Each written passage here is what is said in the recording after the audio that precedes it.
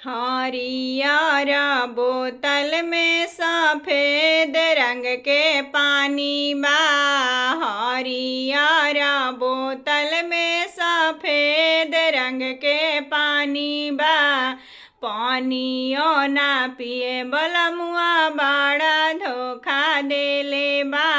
पानियो ना पिए बलमुआ बड़ा धोखा देले बा। एक बोतल पानी लेके कोठा पर बोलवले बा। एक बोतल पानी लेके कोठा पर बोलवले बा। पानियो ना पिए बलमुआ बड़ा धोखा देले बा। पानियो ना पिए बलमुआ बड़ा धोखा देले बा।